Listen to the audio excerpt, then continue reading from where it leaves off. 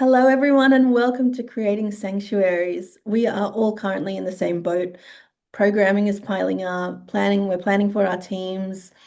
But instead of just powering through, I thought it would be a nice opportunity for us to all take a breath.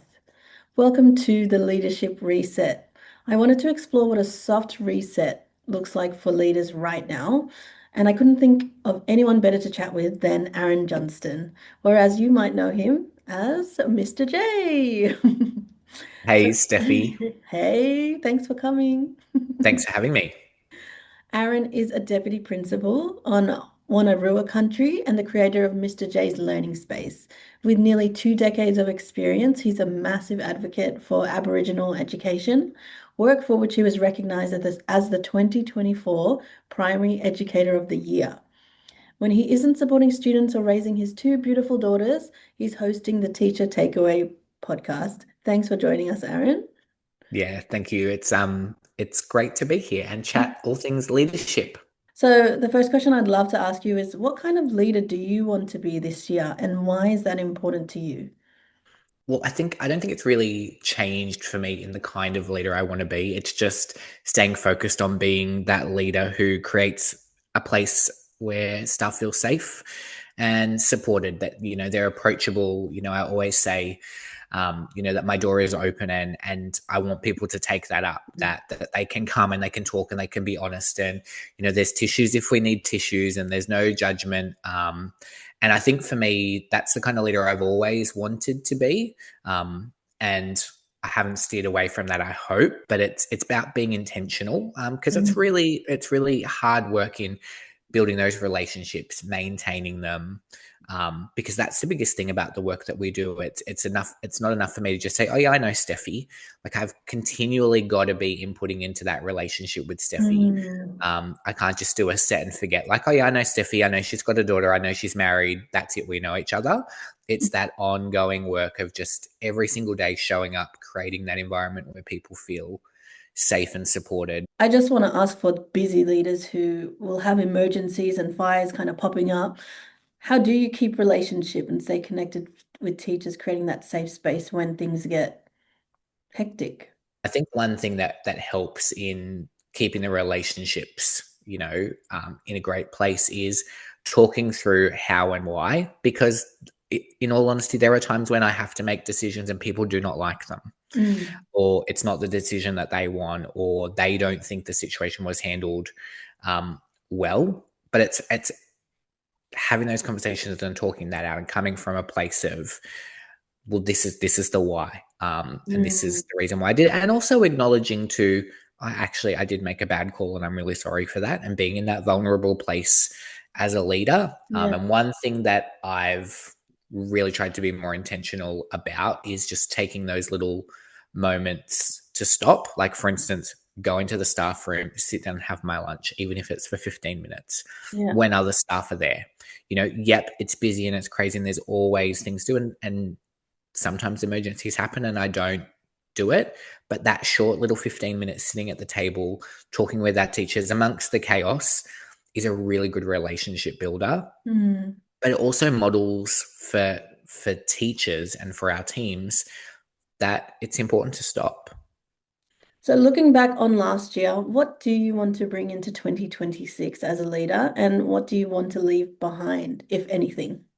Like we just talked about, I really want to keep focus on, looking after myself and pacing myself, having stopping and having lunch. Mm. It's not something that I did often enough. And so I want to, make sure I'm prioritizing myself and looking after myself, because, as we know, teaching leadership, it's a marathon, not a sprint. And we need to, pace ourselves and take care of ourselves so we don't fall apart at the end of the term and get sick and spend the holidays in bed. And then I think for myself as a leader going into, 2026, we've got lots of exciting things that we're sort of planning and getting some really good momentum. But I think it's just staying focused on the really important stuff. I guess the non-negotiables. What are the things as a school and as leaders that we're saying that this is our core business? Also, I guess I probably, coming into a new school and a new role, I wanted to do everything for everybody. I wanted to be everyone's hero and savior. Mm. And I've learned that that that's not good for me, but it's actually not good for them because I'm not actually empowering them. So I guess for me as a leader, I just really want to be more engaged in that coaching mentality of I'm here to support you. Mm. I'm not going to do the work for you, but I'm going to help you get there and asking the right questions and doing Mm. that. So I guess it's less rescuing of people and doing more of that coaching mindset. Thank you first for being so open and honest and vulnerable about that. How do you set your intentions for the year? Do you have any rituals, questions, or habits that help you reset? Lots of, I guess, reflection, lots of thinking about what worked, what didn't work, lots of, thinking about, I like to make, I guess, goals, things that I want to achieve or be or do at the start of the new year. And then I kind of come to a place where I kind of have a word or words that I feel like these are things I want to, these are things that are going to guide me this year. And so for me this year, like thinking on 2025 and the lessons learned, my two things are focus, like we talked about, like keeping our focus on the things that we want to do, like doing the right work, Mm. focus on relationships and the things that really matter.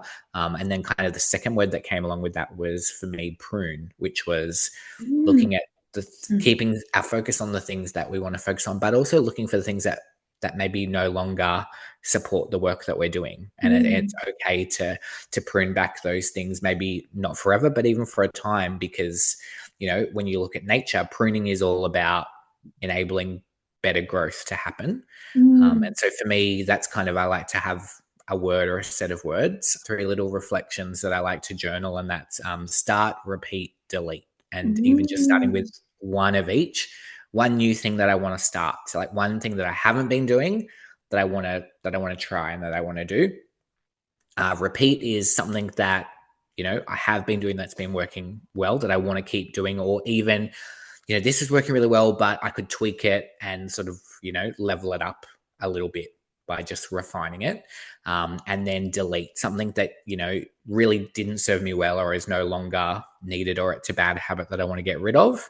And so I like to do that at the start of the term or the beginning of a new term. Just start, repeat, delete. Now, you started to talk about supporting teachers, which we're all thinking about as leaders right now. How do you think about supporting teachers at different stages of their career at the start of the year? So new teachers, experienced teachers, Mm. teachers, aspiring leaders.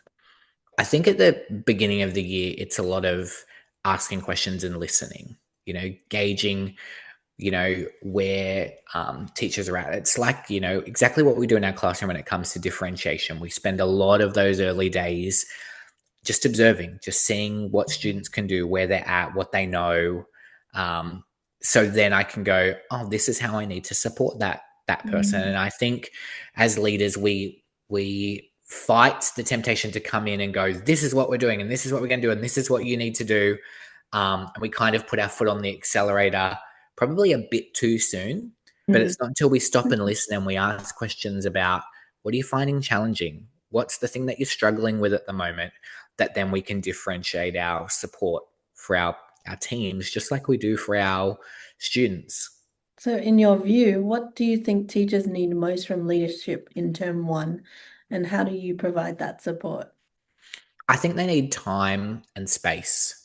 I think the beginning of the year is probably the craziest time because you're getting your class, you're settling in, you're getting routines, you're doing all the things to set up your classroom for success, and then on top of that you're supposed to be teaching. You've got units of work that you need to teach, and it's balancing all of those things. And so I think time and space, time to do their work, so really focusing on, I guess, how do we um, prune or put a pause on some of those things that compete with time, time out of class, time out of routine, taking up teachers' time for things that, could just be an email or, something like that, because we want to value their time and let them have the time to do their work. And I think space in the sense of just taking the pressure off a little bit without that, you need to do this, you need to do this, you need to do this has to be done. How can we, look at all the things that are happening within our school and create a little bit of space where there isn't so much pressure. And that may mean instead of having, a weekly professional learning, that we go to fortnightly, and then we give them some planning time on the off week, some things Mm, that will just allow teachers a little bit more time and space to feel on top of the work that they're doing. Professional learning is so important, and something that we should be doing regularly. But perhaps at the beginning of the year, having it every week is not the best thing to serve our teachers. mm. We can, look at doing that later in the year where we can have some weekly professional learnings, but maybe we just scale it back a little bit in this crazy term one to just give people a little bit more time and space. So when the year gets urgent early, and it will, how do you protect space for thinking and relationships? It's stopping, just having those little moments of pausing throughout the day to just take a breath, being intentional about, getting up, going for a walk, take a lap around the playground, get out of that um, office space or wherever you are where it can feel like there's so much pressure. Just going and having a walk, stopping and just having lunch, but also being intentional about in our calendar, in our timetable, blocking in time to just shut the door because I'm going to take a moment. I'm going to switch off from whatever the emergency or whatever the thing is that's driving, making me feel a little bit crazy or busy, and just focus my attention on something else. So I think we Mm. can also protect our time intentionally through blocking out bits in our, you know, timetable or our calendars to just focus on the work that brings us joy. Yeah, What's something that really energizes you? I'm making some time in my timetable to work on that. I'm going to put yeah. the other stuff aside and just do that. But then stealing those little moments throughout the day, to get up, go to a classroom, go and say hi, you know, Mm. jump into the staff room for 10 minutes, sit down, have lunch, have a conversation, go for a walk in the playground, say hi to some kids. There are little things that we can do throughout the day that are really important.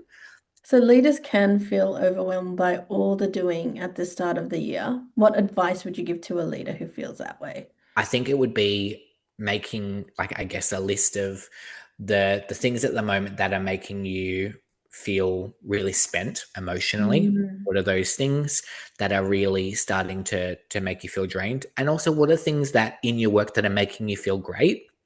And then looking at those things, and how do we reduce some of those things that are making you feel the pressure, and increase those things that are bringing you joy. And it might be around timetabling or things like that. But it's also a little bit around, I guess, some of those habits and those things that we can change. Or if we know that this thing, because I've written it out, this thing, when I have to do it, it's part of my job, but it really drains me. What Yeah. proactive things can I put in place either before that happens, so I'm going into it a little bit better, or afterwards, so I'm refilling my tank? Because it's about, I guess, identifying those things, but actually having a proactive plan about what we're going to do. Now, to end on a bit of a fun question, if you made a leadership bucket list for 2026, what might be on it? I guess at the end of the year, it's, for me, what do I want as a leader? Obviously, I want to see growth and improvement for our students. Mm. I want to know that our teams have felt supported.